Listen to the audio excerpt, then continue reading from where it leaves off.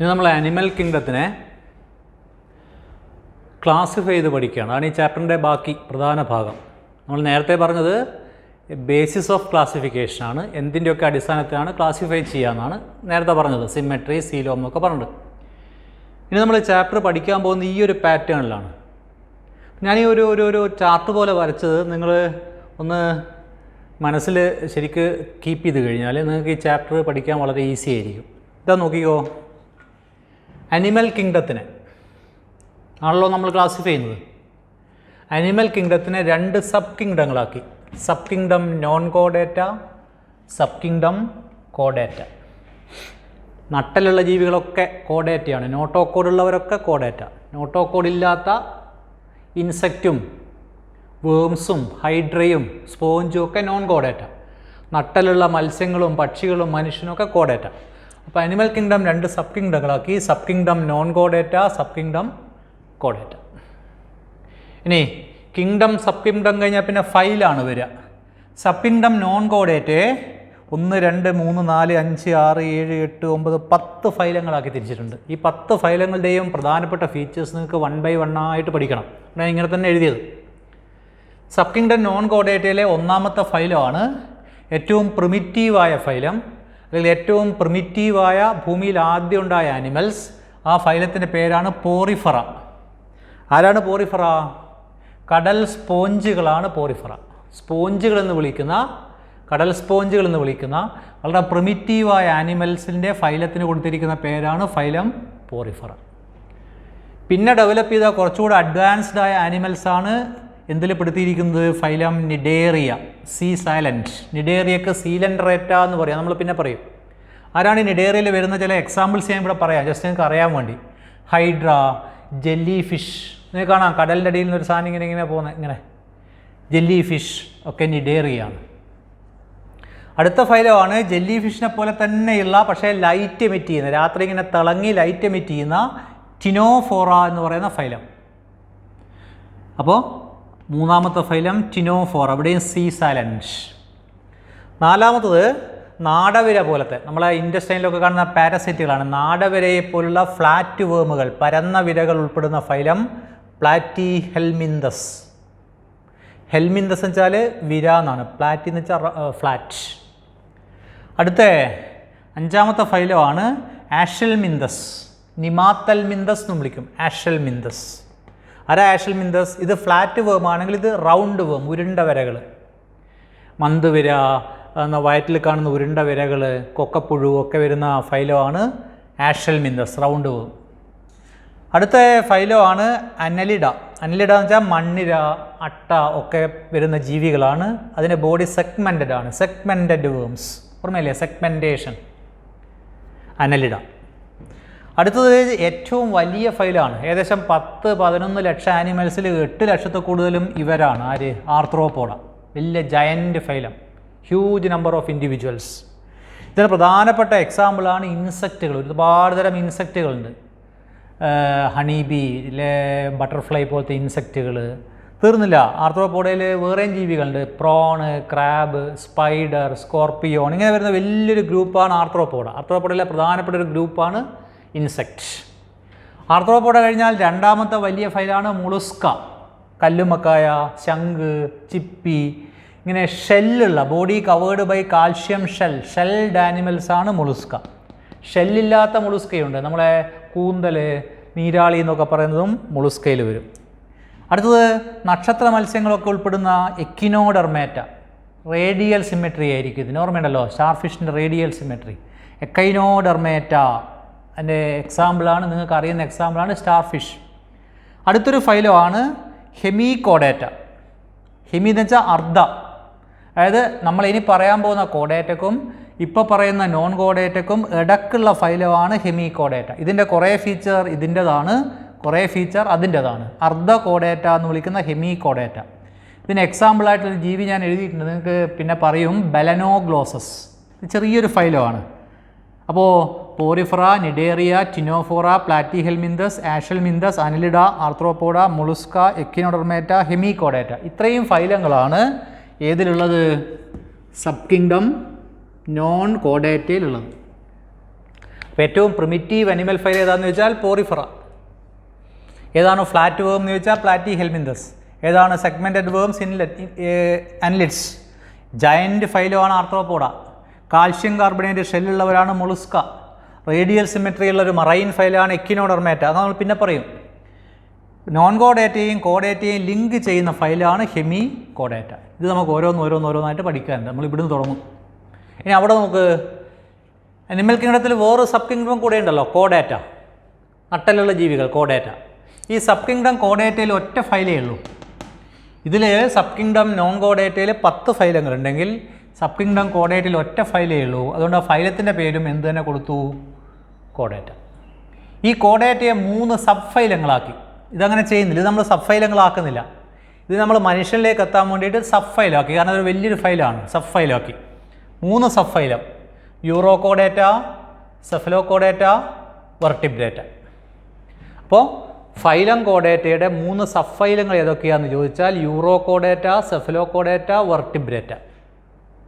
ഇത് രണ്ടും വളരെ പ്രിമിറ്റീവായ കോഡേറ്റകളാണ്. ഇതിനെ ഒന്നിച്ച് വിളിക്കുന്ന പേരാണ് പ്രോട്ടോ കോഡേറ്റ. ഇപ്പോൾ പ്രോട്ടോ കോഡേറ്റ ആരാന്ന് ചോദിച്ചാൽ they are urochordata plus cephalochordata. Advanced ആയ മോഡേൺ ആയ മനുഷ്യനുൾപ്പെടെയുള്ള കോഡേറ്റകളാണ് വെർട്ടിബ്രേറ്റ. ഇനി നിങ്ങൾക്ക് വെർട്ടിബ്രേറ്റയെ ക്ലാസിഫൈ ചെയ്യണം. ചിലപ്പോൾ ഇങ്ങനെയൊക്കെ ഒരു ചാർട്ടൊക്കെ പരീക്ഷയ്ക്ക് തന്നിട്ട് ഇവിടെയൊക്കെ A, B, C, D എന്നൊക്കെ പറഞ്ഞ് നമ്മളോട് ഫില്ല് ചെയ്യാനൊക്കെ പറയും. ഇങ്ങനൊരു ചാർട്ട് ടെസ്റ്റ് ഉണ്ട് ഈ ഒരു ഏരിയ വെർട്ടിബ്രേറ്റയുടെ ക്ലാസിഫിക്കേഷൻ. വെർട്ടിബ്രേറ്റ എന്ന് പറയുന്ന സബ്ഫൈലത്തിനെ 2 ഡിവിഷനാക്കി സൗകര്യത്തിന്. സാധാരണ സബ്ഫൈലം കഴിഞ്ഞാൽ പിന്നെ ക്ലാസ്സാണ് വരേണ്ടത്. പക്ഷെ നമ്മൾ സൗകര്യത്തിന് വെർട്ടിബ്രേറ്റയെ പഠിക്കാൻ വേണ്ടിയിട്ട് 2 ഡിവിഷനാക്കി. ഡിവിഷൻ A, ഡിവിഷൻ B എന്ന് പറയുന്ന പോലെ. ഒന്ന് എനാത്ത, AGNATH, G silent. 2 നാത്തോസ്റ്റൊമാറ്റ, G silent. അപ്പോൾ വെർട്ടിബ്രേറ്റയിൽ 2 ഡിവിഷനുകൾ. ഒന്ന് ഡിവിഷൻ എനാത്ത, മറ്റൊന്ന് ഡിവിഷൻ നാത്തോസ്റ്റൊമാറ്റ. ഇനി ഇതിനൊക്കെ നമുക്ക് ക്ലാസ് ആക്കണം. താഴെ എഴുതിയിരിക്കുന്ന ഇതൊക്കെ ക്ലാസ്സാണ്. ഇത്രയും ക്ലാസ്സാണ്. ഇത്രയും ജീവികളൊക്കെ ക്ലാസ്സിൽ വരുന്നതാണ്.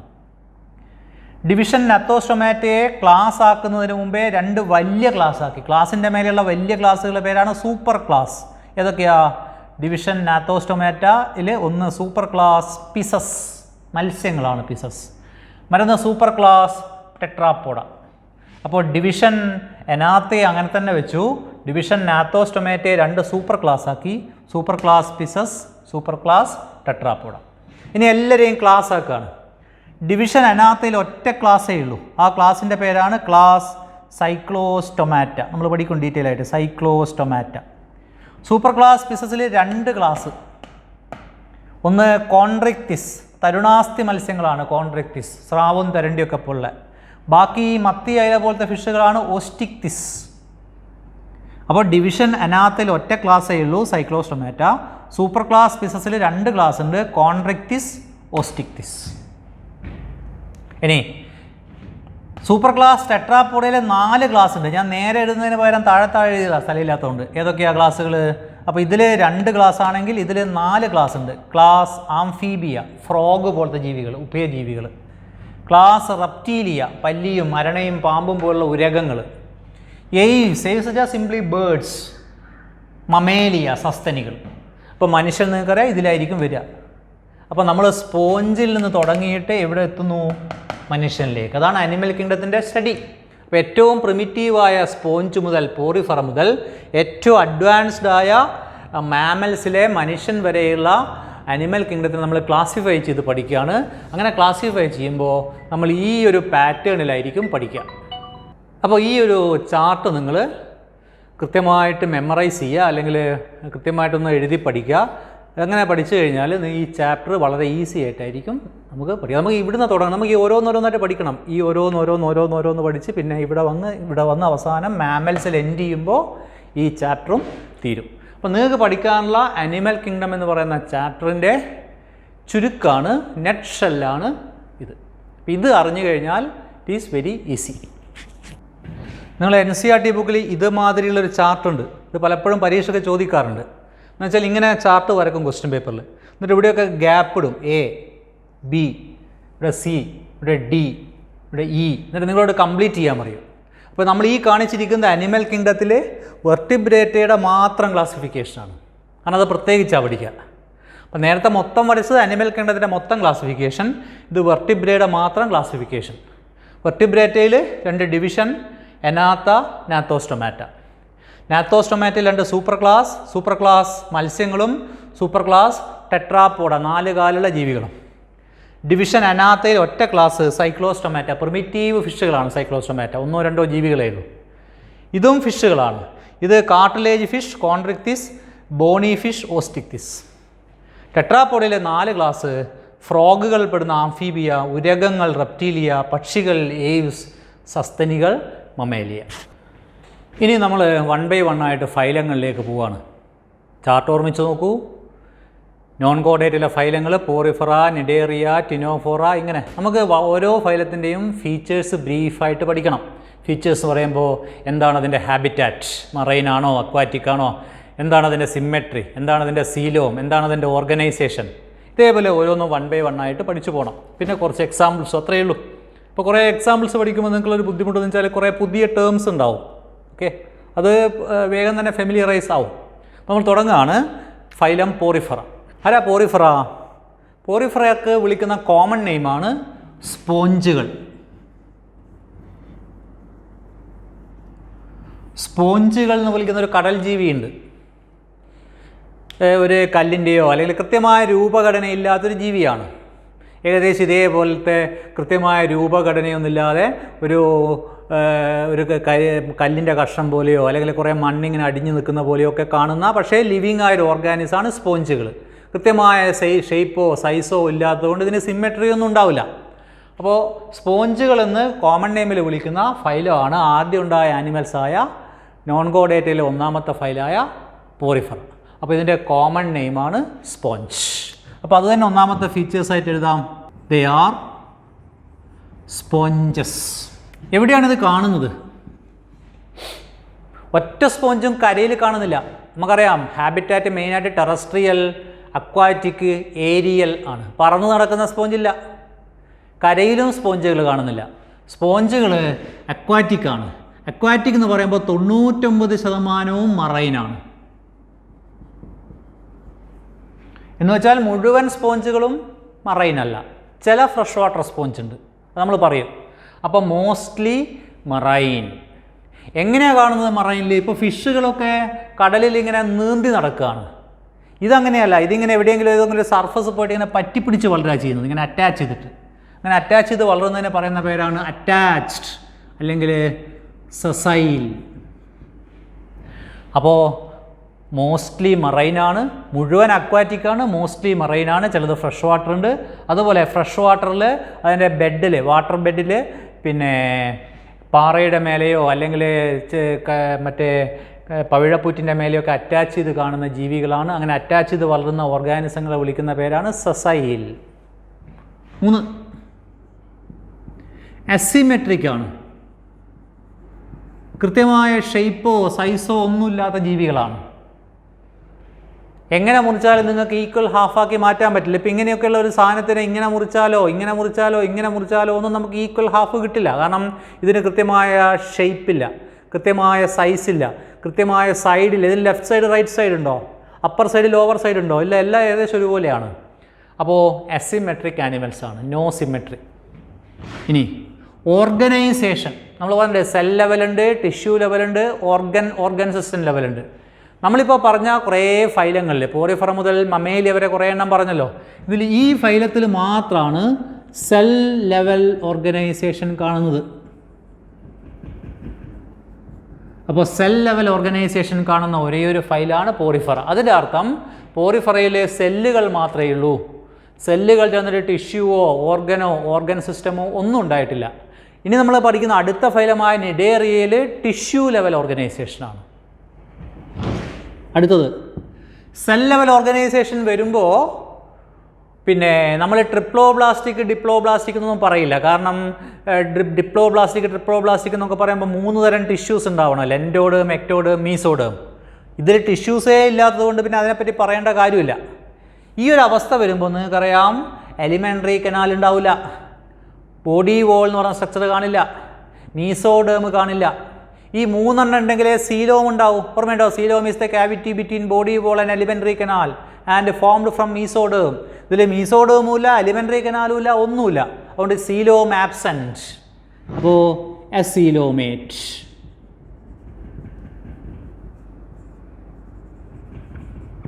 അസീലോമേറ്റ്. ഇനി സ്പോഞ്ചുകളിൽ ബോഡിക്കുള്ളിലേക്ക്, ബോഡി ക്യാവിറ്റിയിലേക്ക് ഓപ്പൺ ചെയ്യുന്ന കുറേ പോറുകൾ കാണാം. അങ്ങനെ പേര് വന്നത് പോറിഫറ. ബോഡിയുടെ സർഫസിൽ നിറയെ, സ്പോഞ്ചിൻ്റെ ബോഡിയുടെ സർഫസിൽ നിറയെ ചെറിയ ചെറിയ ചെറിയ ചെറിയ മൈന്യൂട്ടായ ഹോൾസ് കാണാം. ആ ഹോൾസുകളുടെ പേരാണ് ഓസ്റ്റിയ. ഓസ്റ്റിയ. ഓസ്റ്റിയയിലൂടെ വെള്ളം ഉള്ളിൽ കിടക്കും. നമ്മളുടെ അക്വാറ്റിക്കാണ്. ഇപ്പോൾ മറൈനാണെങ്കിൽ കടൽ വെള്ളം ഉള്ളിൽ കിടക്കും. എന്നിട്ട് ആ ഓസ്റ്റിയകളിലൂടെ ഉള്ളിൽ കിടക്കുന്ന വെള്ളം സ്പോഞ്ചിൻ്റെ ഉള്ളിലൊരു ക്യാവിറ്റി ഉണ്ട്, സ്പോഞ്ചോസീൽ. ആ സ്പോഞ്ചോസീൽ എന്ന ക്യാവിറ്റിയിൽ കുറേ സമയം ഇങ്ങനെ കറങ്ങും. എന്നിട്ട് മേലെ ഒരു വലിയ ഓപ്പണിംഗ് ഉണ്ട്, ഓസ്കുലം. അതിലൂടെ പുറത്തേക്ക് പോകും. അപ്പോൾ ഓസ്റ്റിയകളിലൂടെ ഉള്ളിൽ കിടക്കുന്ന മറൈൻ വാട്ടർ സ്പോഞ്ചോസീൽ ക്യാവിറ്റിയിൽ കറങ്ങിയിട്ട് ഓസ്കുലം വഴി പുറത്തു പോകും. ഇതിന് പറയുന്ന പേരാണ് വാട്ടർ വാസ്കുലാർ സിസ്റ്റം അല്ലെങ്കിൽ വാട്ടർ കനാൽ സിസ്റ്റം. അപ്പോൾ സ്പോഞ്ചുകൾക്ക് ഡൈജസ്റ്റീവ് സിസ്റ്റമോ റെസ്പിറേറ്ററി സിസ്റ്റമോ എക്സ്ക്രീറ്ററി സിസ്റ്റമോ ഒന്നും തന്നെ ഇല്ല. ഓസ്റ്റിയകളിലൂടെ ഉള്ളിൽ കിടക്കുന്ന വാട്ടർ സ്പോഞ്ചോസീൽ ക്യാവിറ്റിയിൽ കറങ്ങിയിട്ട് ഓസ്കുലം വഴി പുറത്തു പോകും. ഇതിന് പറയുന്ന പേരാണ് വാട്ടർ കനാൽ സിസ്റ്റം. ഈ വാട്ടർ കനാൽ സിസ്റ്റം എന്തൊക്കെ ചെയ്യും? റെസ്പിറേഷൻ ചെയ്യും, ന്യൂട്രീഷൻ ചെയ്യും, എക്സ്ക്രീഷൻ ചെയ്യും. അപ്പോൾ റെസ്പിറേറ്ററി സിസ്റ്റത്തിൻ്റെ ജോലി ചെയ്യും. ഓക്സിജൻ കോശങ്ങൾക്ക് എത്തിക്കുന്നത് വാട്ടർ കനാൽ സിസ്റ്റം വഴിയാണ്. ഈ ഉള്ളിൽ കിടക്കുന്ന വാട്ടറിൽ നിന്നാണ് ന്യൂട്രിയൻസ്, പോഷണങ്ങൾ വലിച്ചെടുക്കുന്നത് സ്പോഞ്ച്. അതുകൊണ്ട് ഡൈജസ്റ്റീവ് സിസ്റ്റമോ അല്ലെങ്കിൽ ന്യൂട്രീഷൻ സിസ്റ്റമോ ആവശ്യമില്ല. ഈ കറങ്ങി വരുന്ന വെള്ളത്തിലേക്ക് അമോണിയ, യൂറിയ പോലത്തെ വേസ്റ്റുകൾ പുറന്തള്ളും. അതുകൊണ്ട് എക്സ്ക്രീറ്ററി സിസ്റ്റവും വേണ്ട. അപ്പോൾ എക്സ്ക്രീറ്ററി സിസ്റ്റം അല്ലെങ്കിൽ റെസ്പിറേഷൻ, ന്യൂട്രീഷൻ, എക്സ്ക്രീഷൻ ഇങ്ങനത്തെ ജോലികളൊക്കെ ചെയ്യാൻ വേണ്ടിയിട്ട് ഇതിലൊരു വാട്ടർ കനാൽ സിസ്റ്റം ഉണ്ട്. ഈ സിസ്റ്റങ്ങളൊക്കെ ആബ്സെൻ്റ് ആണ്. കാരണം ഇത് എന്ത് ലെവൽ ഓർഗനൈസേഷനാണ്? Cell level. ഈ സിസ്റ്റങ്ങളൊക്കെ പ്രസൻ്റ് ആണെങ്കിൽ നമ്മളതിനെ ഓർഗൻ സിസ്റ്റം ലെവൽ ഓർഗനൈസേഷൻ എന്ന് പറയേണ്ടി വരും. ഇനി എന്താ ഈ കനാൽ എന്താണെന്നൊരു ഡയഗ്രാം നോക്കിക്കോ നിങ്ങൾ. ഒരു ടിപ്പിക്കൽ സ്പോഞ്ചിൻ്റെ ബോഡി ഏകദേശം ഇങ്ങനെയൊക്കെ ഉണ്ടാവാം. കൃത്യമായ ഷേപ്പൊന്നും ഉണ്ടാവില്ല. ഇങ്ങനെയുള്ളൊരു സ്ട്രക്ചർ ഇതിങ്ങനെ അറ്റാച്ച് ചെയ്തിട്ടാണ് കാണാം. ഏതെങ്കിലും ഒരു സർഫസിൽ ഇങ്ങനെ അറ്റാച്ച് ചെയ്ത് കാണും. ഓക്കെ. ഇതിൻ്റെ ഏറ്റവും മേലെ കാണുന്ന ഈ ഓപ്പണിംഗ് ആണ് ഓസ്കുലം. ഇതിൻ്റെ വശങ്ങളിൽ, ബോഡിയുടെ 4 വശങ്ങളിലുമായിട്ട് മൈന്യൂട്ടായ ഓപ്പണിങ്സ് ഉണ്ട്. ഇതേപോലെ നിറയെ ഓപ്പണിങ്സ്. നമുക്ക് ഒരിക്കലും സിമെട്രി കിട്ടില്ല. കാരണം കൃത്യമായ ഷേപ്പില്ല. ഇങ്ങനെ മുറിച്ചാലോ ഒന്നും കിട്ടില്ല. മാത്രമല്ല ഈ ഓസ്റ്റിയ എന്ന് പറയുന്ന ഓപ്പണിങ്സിന് യാതൊരു അറേഞ്ച്മെൻറ്റും ഇല്ല. തോന്നിയ പോലെയാണുള്ളത്. പല സ്ഥലത്ത് ഇങ്ങനെ ചെതറിക്കിടക്കുകയാണ്. അതുകൊണ്ട് ഇങ്ങനെ മുറിക്കുമ്പോൾ ഇവിടെ 10 ഓസ്റ്റിയ ഉണ്ടെങ്കിൽ അപ്പുറത്ത് 15 ഓസ്റ്റിയ ഉണ്ടാവും. അപ്പോൾ മേലെ ഒരു ഓപ്പണിങ്. അപ്പോൾ മേലത്തെ ഓപ്പണിങ്ങിന് പറയാം ഓസ്കുലം. ഈ വശങ്ങളിലെ ഓപ്പണിങ്ങിന് പറയാം ഓസ്റ്റിയ. അപ്പോൾ അക്വാറ്റിക് ആയിട്ടാണ്. കാരണം വെള്ളത്തിലിങ്ങനെ മുങ്ങിയിട്ടാണ് ഈ ജീവി നിൽക്കുക, എവിടെയെങ്കിലും അറ്റാച്ച് ചെയ്തുകൊണ്ട്. അപ്പോൾ ഓസ്റ്റിയ വഴി ഉള്ളിൽ കിടക്കുന്ന വാട്ടർ, ഇതിലൂടെയൊക്കെ ഉള്ളിൽ കിടക്കുന്ന വാട്ടർ, ഇതിൻ്റെ ബോഡിക്കുള്ളിലൊരു കനാലുണ്ട്, സ്പോഞ്ചോസീൽ എന്ന് പറയുന്നൊരു ക്യാവിറ്റി. അതിൽ കറങ്ങിയിട്ടാണ് പുറത്തേക്ക് പോകുന്നത്. അങ്ങനെ പുറത്തേക്ക് പോകുമ്പോൾ അതിൻ്റെ ഓപ്പണിങ്ങിൻ്റെ പേരാണ് ഓസ്കുലം. നമുക്കിതൊന്ന് കട്ട് ചെയ്ത് നോക്കാം. നമ്മൾ സ്പോഞ്ചിനെ ഇങ്ങനെ കട്ട് ചെയ്തു ഇങ്ങനെ. അപ്പോൾ നമ്മൾ സർഫസ് കാണില്ലല്ലോ. അപ്പോൾ നോക്കൂ, ഇതാണ് അതിൻ്റെ ഭിത്തി, സ്പോഞ്ചിൻ്റെ ഭിത്തി. കട്ട് ചെയ്ത് എങ്ങനെയുണ്ടാവും. ഈ ക്യാവിറ്റിക്ക് പറയുന്ന പേരാണ് സ്പോഞ്ചോസീൽ. സ്പോഞ്ചോസീൽ. അപ്പോൾ ഇവിടെയൊക്കെ വശങ്ങളിലൊക്കെ ഓപ്പണിങ് കാണുമല്ലോ. ഇതാ ഈ ഓപ്പണിങ്ങിനെ വിളിക്കുന്ന പേരാണ് ഓസ്റ്റിയ. ഇതിലൂടെയാണ് വെള്ളം ഉള്ളിൽ കിടക്കുക, ഓസ്റ്റിയ. അപ്പോൾ ഇത് സെക്ഷൻ കാണിച്ചതാണ്. ഈ ഓപ്പണിങ്സിലൂടെയൊക്കെ വാട്ടർ ഉള്ളിൽ കിടക്കും, ഓസ്റ്റിയ. ഇത് വേറെ ഓസ്റ്റിയ, ഇത് വേറെ ഓസ്റ്റിയ. അങ്ങനെ ഉള്ളിൽ കിടക്കുന്ന വാട്ടർ എവിടെ കറങ്ങും? ഈ സ്പോഞ്ചോസീൽ ക്യാവിറ്റിയിൽ കറങ്ങിയിട്ട് കുറച്ച് കഴിഞ്ഞാൽ ഓസ്കുലം വഴി പുറത്തേക്ക് പോകും. അങ്ങനെ കറങ്ങുമ്പോൾ ഇവിടെയൊക്കെയുള്ള കോശങ്ങൾ, ഈ ഭിത്തിയിലൊക്കെയുള്ള കോശങ്ങൾ ആ കറങ്ങുന്ന വാട്ടറിൽ നിന്ന് ഓക്സിജനും പോഷകങ്ങളൊക്കെ വലിച്ചെടുക്കും. അമോണിയ പോലത്തെ വേസ്റ്റുകൾ പുറന്തള്ളും. അപ്പോൾ ഇങ്ങനെ കറങ്ങിയിട്ട് ഇങ്ങനെ വാട്ടർ പുറത്ത് പോകുമ്പോൾ അതിന് പറയുന്ന പേരാണ് വാട്ടർ കനാൽ സിസ്റ്റം. അത് റെസ്പിറേഷനും ന്യൂട്രീഷനും എക്സ്ക്രീഷനും ഒക്കെ ചെയ്യും. ഇനി ഇതും ഇത്രയും മയക്കാണ്, ഇത്രയും ഫീച്ചേഴ്സ് നിങ്ങൾ ഓർമ്മിക്കുക. അടുത്തൊരു പോയിൻ്റ്, ഒരു പ്രത്യേകതരം സെല്ല് കാണാം സ്പോഞ്ചുകളിൽ, പേര് കോളർ സെൽസ്, ച്വാനോസൈറ്റ് എന്ന് പറയും. സൈറ്റിൻ്റെ സെൽ എന്നർത്ഥം. എന്താ ഈ ഭാഗം ഞാൻ വലുതാക്കി കാണിക്കുകയാണ്. അതായത് ഓസ്റ്റിയ അടങ്ങുന്ന ആ ഭിത്തി ഞാൻ വലുതാക്കി കാണിക്കുകയാണ്. ഓക്കെ, ഇനി നിന്നാണ് വാട്ടർ ഉള്ളിലേക്ക് കടക്കുന്നത്. ഈ ഭാഗം എന്ന് പറയുന്നത് സ്പോഞ്ചോസീലാണ്. സ്പോഞ്ചോസീൽ ഇത് കട്ട് ചെയ്തെടുത്താണ്. അപ്പോൾ ഇത് ഔട്ടർ ഏരിയ, ഇവിടുന്ന് വാട്ടർ ഉള്ളിലേക്ക് കടക്കുന്നു. ഇത് ഓസ്റ്റിയ, ഈ ഭാഗം സ്പോഞ്ചോസീൽ, ഇത് ഭിത്തി. ഈ ഭിത്തിയുടെ ഈ രണ്ട് വശങ്ങളിലുമായിട്ട് ഇങ്ങനെയുള്ള കുറേ കോശങ്ങൾ ഇങ്ങനെ നിരനിരയായിട്ട് നിൽക്കുന്നത് കാണാം. ആ കോശങ്ങളുടെ മേലെ ഇങ്ങനെ സീലിയകളുണ്ട്, സീലിയ പോലത്തെ സ്ട്രക്ചറുകൾ. അത്തരം കോശങ്ങൾ ഇവിടെയും കാണാം. ഇവിടെ സ്പോഞ്ചോസീലിൻ്റെ ഭിത്തിയിൽ.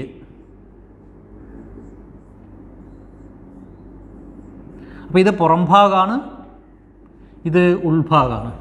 അപ്പോൾ ഓസ്റ്റിയയുടെ രണ്ട് വശങ്ങളിലും അതേപോലെ സ്പോഞ്ചോസീലിൻ്റെ ലൈനിങ്ങിലും, ലൈനിങ് എന്ന് വെച്ചാൽ ഉൾഭിത്തിയിലുമായിട്ട് ഇങ്ങനെ സീലിയേറ്റഡ് ആയ സെല്ലുകൾ കാണാം. ഈ സെല്ലുകളുടെ പേരാണ് കോളർ സെൽ.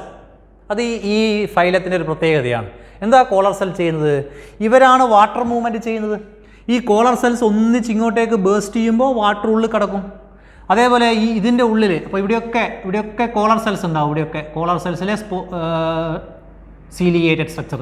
ഈ കോളർ സെൽസ് ഇങ്ങനെ ചലിക്കുമ്പോഴാണ് ഇതിനുള്ള വാട്ടർ കറൻറ്റ് ഉണ്ടാവുന്നത്.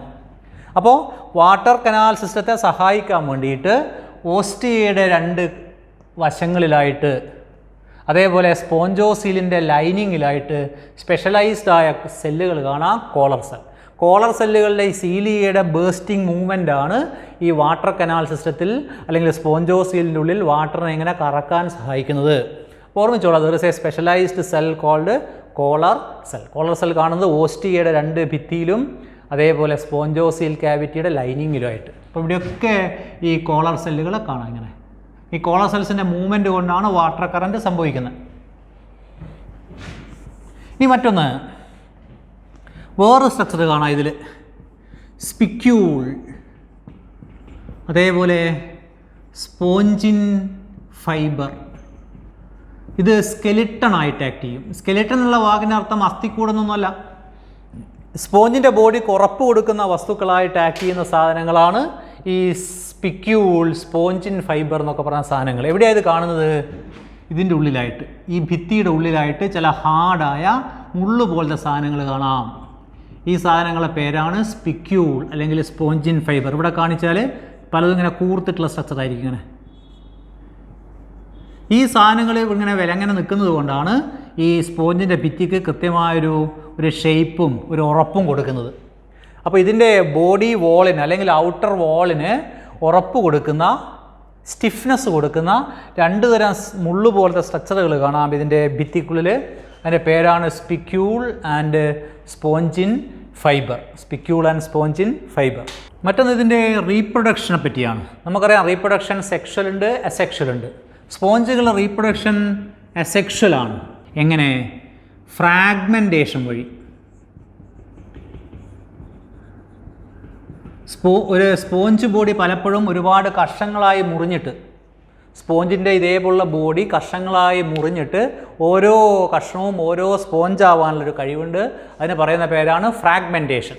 അപ്പോൾ അവിടെ ഗ്യാമറ്റുകളൊന്നും തന്നെ ഉണ്ടാവുന്നില്ല. ഗ്യാമറ്റുകൾ ഉണ്ടെങ്കിൽ മാത്രമേ സെക്ഷൽ റീപ്രൊഡക്ഷൻ എന്ന് പറയൂ. അപ്പോൾ അസെക്ഷൽ റീപ്രൊഡക്ഷനാണ് സ്പോഞ്ചുകളിൽ മെയിനായിട്ട് നടക്കുന്നത്. ആ അസെക്ഷൽ റീപ്രൊഡക്ഷൻ നടക്കുന്നത് സ്പോഞ്ചുകൾ പല കഷ്ണങ്ങളായി മുറിഞ്ഞിട്ട് ഫ്രാഗ്മെൻറ്റേഷൻ എന്ന് പറയും. അതേസമയം ഹൈഡ്ര പോലത്തെ ജീവികൾ അങ്ങനെയല്ല, ബഡ്ഡിങ് വഴിയാണ് അസെക്ഷൽ റീപ്രൊഡക്ഷൻ. അപ്പോൾ asexual reproduction is by fragmentation. ഇനി അപൂർവമായിട്ട് സെക്ഷൽ റീപ്രൊഡക്ഷൻ നടക്കുന്നുണ്ട്. അങ്ങനെ സെക്ഷൽ റീപ്രൊഡക്ഷൻ നടക്കുന്നത് ജെമ്യൂൾസ് എന്ന് പറയുന്ന ചില സ്ട്രക്ചേഴ്സ് ഉണ്ടായിട്ടാണ്. Gemmules, okay, GEMMULES. അപ്പോൾ ഭൂരിഭാഗം 99% അസെക്ഷൽ റീപ്രൊഡക്ഷനാണ്. വളരെ അപൂർവമായിട്ട് സെക്ഷൽ റീപ്രൊഡക്ഷൻ നടക്കാറുണ്ട്. ഇനി സെക്ഷൽ റീപ്രൊഡക്ഷൻ നടക്കുമ്പോൾ നമ്മൾ പറയുന്ന കാര്യമാണ് ഗാമറ്റുകൾ ഫ്യൂസ് ചെയ്യണം എന്നുള്ളത്. ആ ഗാമറ്റുകൾ ഫ്യൂസ് ചെയ്യുന്ന പ്രോസസ്സാണ് ഫെർട്ടിലൈസേഷൻ. ഫെർട്ടിലൈസേഷൻ നമ്മൾ പഠിച്ചിട്ടുണ്ട്, ഇൻറ്റേർണൽ ആണോ എക്സ്റ്റേണൽ ആണോ എന്ന്. അപ്പോൾ സെക്ഷൽ റീപ്രൊഡക്ഷൻ നടക്കുമ്പോൾ ഫെർട്ടിലൈസേഷൻ നടക്കണം. ഫെർട്ടിലൈസേഷൻ നടക്കുന്നത് ഇതിൻ്റെ ബോഡിക്കുള്ളിൽ വെച്ചാണ്, ഗ്യാമറ്റുകളുടെ ഫെർട്ടിലൈസേഷൻ. അപ്പോൾ പറയാം ഇൻറ്റേർണൽ ഫെർട്ടിലൈസേഷൻ. അപ്പോൾ മോസ്റ്റ്ലി അസെക്ഷലാണ് റീപ്രൊഡക്ഷൻ, ഓർമ്മിക്കുക. അപൂർവമായിട്ട് സെക്ഷൽ റീപ്രൊഡക്ഷൻ നടക്കാറുണ്ട് ഗ്യാമറ്റുകൾ ഉണ്ടായിട്ട്. ഗ്യാമറ്റുകൾ സ്പേമും ഓവവും ഫ്യൂസ് ചെയ്യുന്നത് ബോഡിക്കുള്ളിൽ വെച്ചാണ്, അതിൻ്റെ പേരാണ് ഇൻറ്റേർണൽ ഫെർട്ടിലൈസേഷൻ. ഇനി ഫെർട്ടിലൈസ് ചെയ്ത് കഴിഞ്ഞാൽ ഉണ്ടാകുന്ന സൈഗോട്ട് ഡെവലപ്പ് ചെയ്യുമ്പോൾ നമ്മൾ രണ്ട് തരത്തിൽ പറഞ്ഞിട്ടുണ്ട്. ലാർവ ഉണ്ടെങ്കിൽ ഇൻഡയറക്റ്റ്, ലാർവ ഇല്ലെങ്കിൽ ഡയറക്റ്റ്. ഇതിൽ ലാർവ കാണാറുണ്ട്, അതുകൊണ്ട് ഇൻഡയറക്റ്റ് ഡെവലപ്മെൻറ്റ്. അപ്പോൾ സെക്ഷൽ റീപ്രൊഡക്ഷൻ അപൂർവമായി നടക്കാറുണ്ട്, അതിൽ ഫെർട്ടിലൈസേഷൻ ഇൻറ്റേർണലാണ്. അപ്പോൾ ഇത്രയും ഓർമ്മിക്കുക. അഡീഷണലായിട്ട് കോളർ സെൽ അല്ലെങ്കിൽ ച്വാനോസൈറ്റ് പ്രസൻറ്റ്. അതിൻ്റെ ഫംഗ്ഷൻ എന്താണെന്ന് വെച്ചാൽ it's movement help in the movement of water in the സ്പോഞ്ചോസിൽ. ഇനി സ്പിക്യൂൾ, സ്പോഞ്ചിൻ ഫൈബർ എന്ന് പറയുന്ന രണ്ട് സാധനങ്ങളാണ് ബോഡി വോളിൽ കാണുന്ന സ്കെലിട്ടൺ പോലെ അല്ലെങ്കിൽ ഹാർഡ്നെസ് കൊടുക്കുന്ന സ്ട്രക്ചറുകൾ. മറ്റൊന്ന് അസെക്ഷൽ റീപ്രൊഡക്ഷൻ ഫ്രാഗ്മെൻറ്റേഷൻ ആണ്. അസെക്ഷലാണ് മെയിനായിട്ട് റീപ്രൊഡക്ഷൻ, അത് മെയിനായിട്ട് ഫ്രാഗ്മെൻറ്റേഷൻ വഴിയാണ്. സെക്ഷൽ റീപ്രൊഡക്ഷൻ നടക്കുന്നുണ്ട് വളരെ അപൂർവമായിട്ട്. അതിൽ ഫെർട്ടിലൈസേഷൻ, ഗ്യാമറ്റിൻ്റെ ഫ്യൂഷൻ നടക്കുന്നത് ബോഡിക്കുള്ളിലാണ്, ഇൻറ്റേർണൽ. അതുപോലെ സൈഗോട്ട് നേരിട്ട് അഡൽട്ട് ആവില്ല, there is A larval stage, അതിൽ പറയുന്ന പേരാണ് ഇൻഡയറക്റ്റ് ഡെവലപ്മെൻറ്റ്. അപ്പോൾ ഇത്രയും കാര്യങ്ങളാണ് നിങ്ങൾ സ്പോഞ്ചിനെ പറ്റി അല്ലെങ്കിൽ പോറിഫറയെ പറ്റി പഠിക്കേണ്ടത്. ഇനി ഓരോ ഫൈലം പഠിക്കുമ്പോഴും അതിൽ 2-3 എക്സാമ്പിൾസ് ഉണ്ടാവും. ഒരുപാട് തരം സ്പോഞ്ചുകളുണ്ട്. നിങ്ങൾക്ക് പഠിക്കാനുള്ള സ്പോഞ്ച് ഒന്ന് യൂസ്പോഞ്ചിയ, യൂസ്പോഞ്ചിയ ഒന്നാമത്തെ സ്പോഞ്ചാണ് യൂസ്പോഞ്ചിയ. മറ്റൊന്ന് സൈക്കോൺ, മറ്റൊന്ന് സ്പോഞ്ചില്ല. ഈ സ്പോഞ്ചില്ല എന്ന് പറയുന്ന സ്പോഞ്ചാണ് only fresh water. Fresh water sponge ആകെ ഒന്നേ ഉള്ളൂ. ഞാൻ പറഞ്ഞു ഭൂരിഭാഗവും മറൈനാണ്. ആ ഫ്രഷ് വാട്ടർ സ്പോഞ്ചിന് ഒരേ ഒരു എക്സാമ്പിളാണ് സ്പോഞ്ചില്ല. ഏറ്റവും പ്രിമിറ്റീവായ സ്പോഞ്ചാണ് യൂസ്പോഞ്ചിയ. ഇതിനെ ബാത്ത് സ്പോഞ്ച് എന്നും വിളിക്കാറുണ്ട്. അപ്പോൾ പോറിഫറക്ക് 3 എക്സാമ്പിൾസ് ഓർമ്മിക്കുക: യൂസ്പോഞ്ചിയ, സൈക്കോൺ, സ്പോഞ്ചില്ല. ഇതാണ് ഏറ്റവും പ്രിമിറ്റീവായ സ്പോഞ്ച്. ഇതിൻ്റെ മറ്റൊരു നിക്ക് നെയിം ഉണ്ട്, bath sponge. Spongilla is the only fresh water sponge.